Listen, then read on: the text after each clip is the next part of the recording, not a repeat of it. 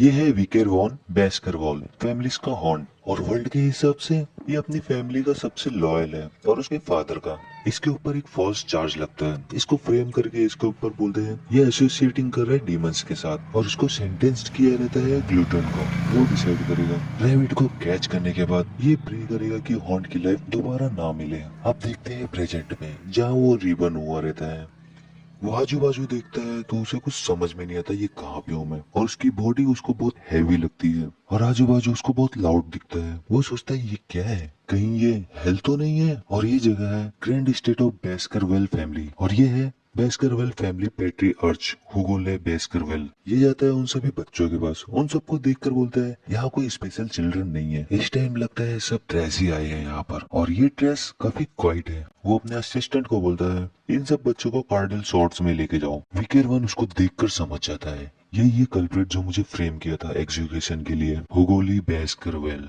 और मैं सर्टेन हूँ, मैं विकेर वैन हूँ। रिगार्डलेस मैं एक अभी बेबी हूँ, बट मेरी पास्ट लाइफ में एज अ हॉन्ड में जिया था, और मेरी ट्रेनिंग काफी पुअर इन्वायरमेंट में हुई थी। एज अ हॉन्ड हमेशा मिशन के लिए डिवोटेड होना चाहिए। असैसिनेशन, इंटेलिजेशन, एब्यूशन, थ्रेटनिंग और भी बहुत सारी चीजें। एक हॉन्ड को अपने हर गंदे कामों का ख्याल रखना पड़ता है। सब कुछ एकदम सही तरीके से होना चाहिए। As a Baskerville family, the best of the 7 families. और मेरे लॉयल रहने का सिंपल सा रीजन है, मुझे एक्नॉलेज करे मेरी फैमिली एंड हुगो। 10 साल बाद डिमोनिक गेट जब ओपन हुआ था, ह्यूमंस और डिमंस की फाइट हुआ था, और उसमें विक्टोरियस हुए थे ह्यूमंस, और उसके रिवॉर्ड में लॉयल हॉन्ड जो पूरी लाइफ अपनी फैमिली को सर्व किया था, डेथ सेंटेंस। और उसका एक ही रीजन है क्यों एग्जीक्यूशन मिला, क्योंकि हॉन्ड ज्यादा ही सब कुछ जानते रहते हैं, और मैं वो लाइफ दोबारा कभी नहीं जीऊंगा। मुझे अभी के अभी अपना रिवेंज लेना है, बट अभी न्यू बॉर्न बेबी हूँ तो मैं कुछ कर भी नहीं सकता हूँ, और कार्डल सॉर्ड के इधर मूव हो रहा हूँ। तो ये एक अच्छा अपॉर्चुनिटी है स्ट्रॉन्ग बनने के लिए, और मुझे सिर्फ स्ट्रॉन्ग ही बनना है। और यह है कार्डल ऑफ सॉर्ड। बेरसर्कल फैमिली के न्यू बॉर्न बेबीज को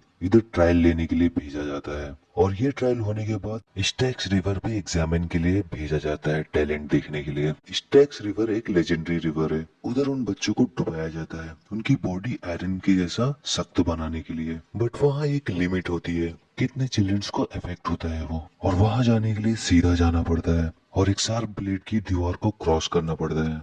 और मेरी पास्ट लाइफ में मुझे मेरे भाइयों ने निकाल दिया था, जिसकी वजह से मुझे इफेक्ट नहीं मिल पाया। लेकिन ये टाइम बहुत अलग है, मैं जितना हो सके स्टैक्स रिवर के अंदर रहूंगा। स्टैक्स रिवर का जो वाटर है, जहाँ जहाँ कट्स होते हैं उसके थ्रू वो उसकी हड्डियों में जाते हैं, और एक अच्छी शुरुआत के साथ हर चीज बहुत अलग होती है। मैं जितना हो सके उतना इंडोर करूंगा, फिर चाहे वो कितना भी पेनफुल हो।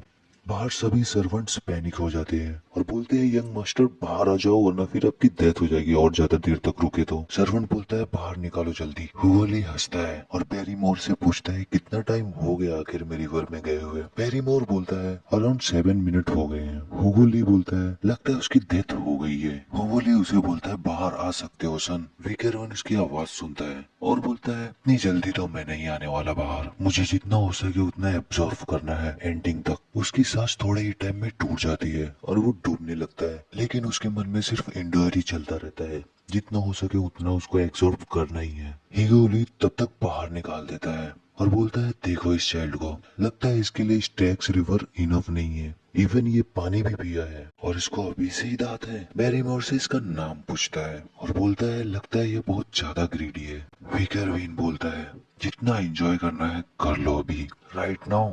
अभी मुझे बस साइलेंटली अपना स्किल शार्प करना है, जब टाइम आ जाएगा तो मैं अपने मास्टर का सर अलग कर दूंगा। बेस्करविल फैमिली डिसअपियर हो जाएगी हिस्ट्री से ही, मेरे हाथों से ही।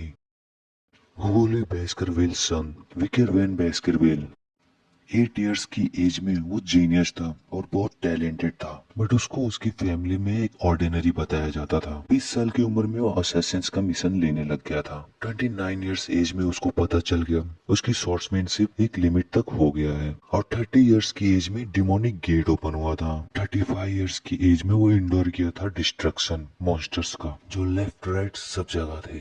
और 39 इयर्स की एज में फाइनली मॉन्स्टर्स का एंड हुआ और ह्यूमन रेस की जीत हुई। और 40 इयर्स की एज में उसको रिवॉर्ड मिला उसकी लॉयल्टी का, और रिवॉर्ड था डिफेमेशन, फॉल्स एक्यूजेशन, ग्लूटन ब्लेड से।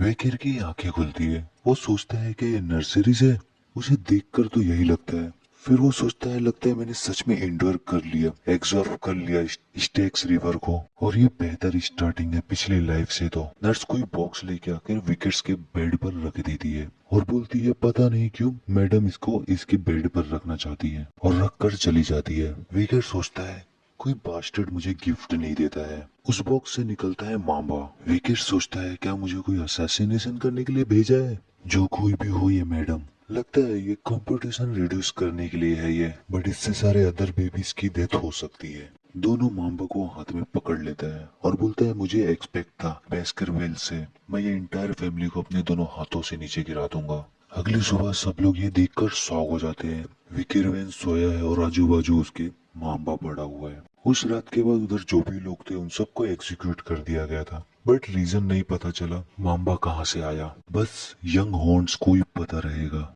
8 साल के बाद देखते हैं क्लास चालू रहती है सभी स्टूडेंट्स के साथ। स्वॉर्ड्समैनशिप यहाँ पे सिखाई जाती है और उसके लेवल्स का बताते हैं। अगर तुम इम्ब्यू नहीं कर सकते हो स्वॉर्ड को माना के साथ तो तुम कंसीडर एक बिगिनर हो। जो स्वॉर्ड के साथ माना इन्फ्यूज कर लेता है उसको स्वॉर्ड एक्सपर्ट बोलते हैं। जब ब्लेड माना के साथ मर्ज होता है तो लिक्विड की तरह ऑरा की तरह शो होता है और उस स्वॉर्ड को गैराडोटर बोलते हैं। और लास्ट में ऑरा जब सॉलिड हो जाता है और उसका फॉर्म क्लियरली चेंज हो जाता है उसको स्वॉर्ड मास्टर बोलते हैं। सब लोग ये देखकर शॉक हो जाते हैं। विकेट सोचता है हुगो ऑलरेडी एक स्वॉर्ड मास्टर है, मुझे अपना पावर रिगेन करना पड़ेगा। सेरेमनी से पहले ह्यूगो वकील को देखकर बोलता है लगता है मास्टर वकील फिर से लॉस्ट हो गए थॉट्स में, लेकिन वो अर्न कर लिए है, वो स्ट्रांग है फिजिकली। स्टेक रिवर में 7 मिनट्स के लिए थे, उनको खाली सिखाना है तो सिर्फ 100 का। वो बहुत ज्यादा टैलेंटेड है दूसरे स्टूडेंट से। तो पेट्रियस ये सुनकर बहुत अच्छा फील करेगा इसकी प्रोग्रेस देखकर। वकील सोचता रहता है कितना साल और है हुगो को मारने के लिए, और दूसरे तीनों स्टूडेंट्स वकील को देखते रहते हैं गौर के। क्लास खत्म होने का वो तीनों स्टूडेंट आते हैं वकील के पास और उसको गार्बेज बोलते हैं और बोलते हैं मैंने कुछ सुना है, रूमर्स चल रहे हैं तुम्हारे बारे में। स्टेनिक्स रिवर में तुम 7 मिनट के लिए टिक गए थे और 2 मामा को भी मार गिरा थे बचपन में ही। वकील सोचता है मैं इन तीनों को जानता हूँ, ये तीनों वही है जो स्टैब किए थे मुझे जब मैं उधर से भाग रहा था डेफेमेशन में से। इनको बोलते हैं हुगो ली, पेस्कर वेलेस ट्रेंड। तीनों लड़के बोलते हैं स्टॉप लाइंग, मुझे तुम पसंद नहीं। वकील सोचता है ये 10 साल से बहुत पेन है, इनको इनके प्लेस पर डालना पड़ेगा। तभी एक बंदा नाइफ निकाल लेता है और बोलता है मैंने सुना था तुम स्नेक रिवर में 7 मिनट्स हो, तुम्हारी बॉडी तो आयरन जैसी होगी, तुम्हें कुछ फर्क नहीं पड़ता होगा, तुम ब्लेड से इंजर्ड नहीं होगे मतलब, और तुम्हें स्टैब भी कर दिया तो तुम मरोगे नहीं। उसको पीछे से उसको मुंह पे हाथ रख देते हैं और देखते हैं कितने टाइम तक अपनी सांसें रोक पाता है। वो लोग देखते हैं 3 मिनट हो गया, फिर धीरे धीरे 10 मिनट हो गया। वो लोग एकदम शॉक हो जाते हैं और वैसे हाथ हटा देता है। वो देखता है तो उसके हाथ को वो खा चुका है थोड़ा सा।